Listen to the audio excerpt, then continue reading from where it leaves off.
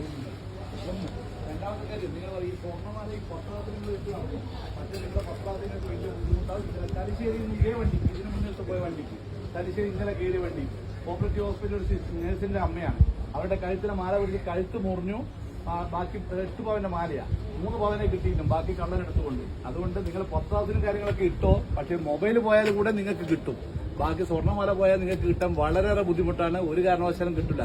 എന്തിനാ നിങ്ങൾ വീട്ടിൽ നിന്നോ അല്ലെ വേറെ എവിടുന്നോ ഷോ കാണിച്ചോ, റെയിൽവേ സ്റ്റേഷന് വേണ്ട. അത് നിങ്ങൾ മാല പൊട്ടിക്കുന്ന മാത്രമല്ല, നിങ്ങൾക്ക് ശാരീരികമായിട്ടുള്ള ഈ ബുദ്ധിമുട്ട് കൂടെ ഉണ്ടാകും. കഴുത്ത് മുറിഞ്ഞാൽ നിങ്ങൾക്കറിയാം ഈ നേർത്ത് കട്ടൊക്കെ ആക്കിയാൽ വലിയ ബുദ്ധിമുട്ടാണ്. ആ അറ്റാക്കൊക്കെ കഴിഞ്ഞ ഒരു മേടാണ് ഇന്നലെ. ഇപ്പോൾ ഇത് പൊള്ളാച്ചിയിലുണ്ട് ഇപ്പോൾ. അപ്പൊ അതുകൊണ്ട് ഒരു കാരണവശാലും നിങ്ങളെ പത്രാസ് കാണിച്ചിട്ടുള്ള മാല ഇട്ട് പോക്ക് വേണ്ടെന്നാ പറയുന്നത്. ഇനി ഇട്ട് പോകുന്നുണ്ടേ നിങ്ങളെ ഇഷ്ടം. വന്ന് പരാതി കൊടുത്തേ നമുക്കൊന്നും ആക്ഷൻ എടുക്കാൻ പറ്റില്ല. ഈ നിങ്ങൾക്ക് യാത്രയിൽ ഉപകരിക്കേണ്ട പല കാര്യങ്ങളും റെയിൽവേ ചെയ്തിട്ടുണ്ട്. നിങ്ങൾക്ക് എന്തെങ്കിലും ഒരു ആവശ്യം ഉണ്ടെങ്കിൽ തന്നെ ഇമ്മീഡിയറ്റ് 139 എന്ന് പറഞ്ഞ ടോൾ ഫ്രീ നമ്പർ ഉണ്ട്. കേൾക്കുന്നില്ല ലേഡീസ്? ഇപ്പൊ സ്ത്രീകൾക്കെതിരെയുള്ള പരാതികളൊക്കെ കുറെ കൂടി വരികയാണ്. നഗ്നത പ്രദർശിപ്പിക്കല്, ഫോട്ടോ എടുക്കല്. കഴിഞ്ഞ ആഴ്ച മലബാർ എക്സ്പ്രസിൽ 70 വയസ്സുള്ള ഒരു അമ്മമ്മേനാണ് ഒരു സ്കൂൾ മാഷ് പീഡിപ്പിച്ചത്. ഇവിടെ വെച്ച് തലശ്ശേരി കണ്ടുവന്ന ഒരു ലേഡി പുറത്തെടുത്തിട്ട് അതിനെ അടിക്കുമ്പോഴാണ് നമ്മൾ പിടിച്ചിരിക്കുന്നത്.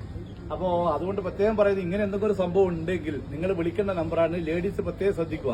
ആർക്കെങ്കിലും ഈ കൂടിയിരുന്നോട്ടർക്ക് അറിയാം നമ്പർ അറിയാവാ? ടോൾ ഫ്രീ നമ്പർ ആർക്കും അറിയാവാ? വളരെ മോശം തോന്നുന്നത് 130. നമ്മൾ ദിവസവും തലശ്ശേരിന്നോ എല്ലാ സ്റ്റേഷനും ക്ലാസ് എടുത്ത് വെച്ചാൽ വിടുന്ന എല്ലാവരും. 139 എന്ന ടോൾ ഫ്രീ നമ്പറാണ്. ഡൽഹി 139. ഡൽഹിയിലായാലും രാജസ്ഥാനിലും UP-യിലായാലും ചെന്നൈയിലായാലും തലശ്ശേരിയായാലും മംഗലാപുരത്തായാലും ബാംഗ്ലൂരായാലും എവിടുന്നും ഫ്രീ നമ്പറാണ്. നിങ്ങൾക്ക് ഫ്രീ ആയിട്ട് വിളിക്കുക. എമർജൻസി ആയിട്ട് നമ്മൾ അടുത്ത സ്റ്റേഷനിലേക്ക് എത്തും. പക്ഷേ എങ്കിൽ അനാവശ്യമായിട്ട് എന്റെ ഷൂ പോയി, എന്റെ പഴയ ഡ്രസ്സ് പോയി എന്നിട്ട് ഒരു കാരണവശാലും വിളിക്കാൻ പാടില്ല. പല കുടുംബരും ഇപ്പൊ അങ്ങനെയാണ് പ്രവണതയുള്ളത്. അങ്ങനെ വിളിക്കുന്നുണ്ട്. അങ്ങനെ വിളിച്ചു കഴിഞ്ഞാൽ എന്താ പ്രശ്നം ചോദിച്ചാൽ നിങ്ങൾക്ക് 3ാമത്തെ പ്രാവശ്യം നമ്പർ ബ്ലോക്കായി പോകും. പിന്നെ 4ാമത്തെ പ്രാവശ്യം നിങ്ങൾ ഉച്ചവരെ ഉടവരെ പോകുമ്പോൾ നിങ്ങൾക്ക് നെഞ്ചുവേദനയോ ഏതെങ്കിലും അത്യാവശ്യ കാര്യങ്ങൾ എന്തെങ്കിലും അനുഭവപ്പെട്ടാൽ നിങ്ങൾക്ക് വിളിച്ചാൽ കിട്ടില്ല. അങ്ങനെയുള്ള അനുഭവങ്ങൾ യാത്രക്കാർക്കുണ്ട്. അതുകൊണ്ട് റെയിൽവേ ചെയ്യുന്ന നല്ല നല്ല കാര്യങ്ങളൊക്കെ വളരെ നല്ല രീതിയിൽ ഉപയോഗിക്കുക. ഇപ്പം തന്നെ ഇത്രയും കൂടിയിരുന്ന ആളുടെ വണ്ടി വരുന്ന വണ്ടിയുടെ തല കാണുമ്പോൾ തന്നെ നേരെ അങ്ങേ ഭാഗത്ത് പോകും. നമുക്കൊരു പേപ്പറും 10 മിനിറ്റ് പോകും. നിങ്ങൾ മനസ്സിലാക്കിക്കോ. അതായത് നമുക്കൊരു പേപ്പറും 10 മിനിറ്റ് ഈ പോസ്റ്റ് പട്ടത്തിന്റെ കാര്യങ്ങളൊക്കെ എഴുതലും അത് ബോഡി വീട്ടിൽ കൊണ്ടൊക്കെ ഇല്ലു.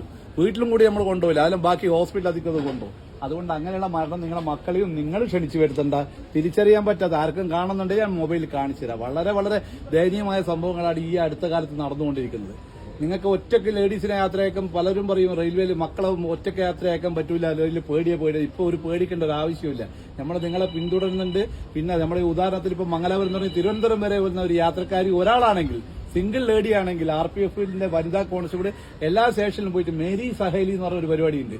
നിങ്ങളെ വന്നിട്ട് എന്തോ പ്രശ്നമുണ്ടോ തിരുവനന്തപുരം എത്തുന്നവരെ നിങ്ങളോട് ചോദിക്കും. ഇങ്ങനെയുള്ള കുറെ നല്ല നല്ല കാര്യങ്ങളൊക്കെ ഉണ്ട്. അതൊക്കെ നിങ്ങൾ ഓർത്തു വെക്കുക.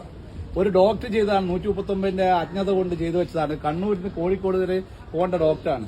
എടക്കാട് നിന്ന് കയറിയതാണ്. വൈകുന്നേരത്തെ പാസഞ്ചറിൽ അവൻ നഗ്നത പ്രദർശിപ്പിച്ച് വടകര ഇറങ്ങി. ഡോക്ടർ കോഴിക്കോട് വെച്ചില്ല പരാതി കൊടുത്തത്. ഡോക്ടർ കോഴിക്കോട് വെച്ച് പരാതി കൊടുക്കുമ്പോഴേക്ക് ഇദ്ദേഹം ഇറങ്ങിപ്പോയി. ഇതുവരെ ആളെ പിടിക്കാൻ പറ്റിയില്ല. അതേപോലെ ഇങ്ങനെയുള്ള നല്ല നല്ല കാര്യങ്ങൾക്ക് 139 നമ്പർ ഉപയോഗിക്കുക.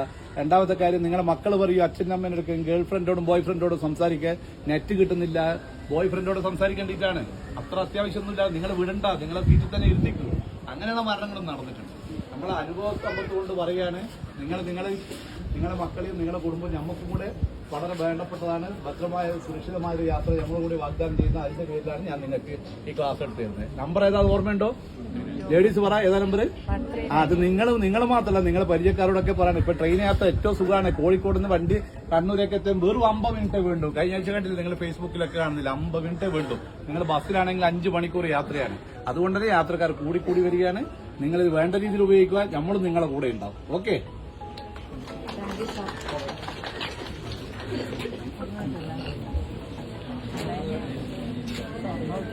you.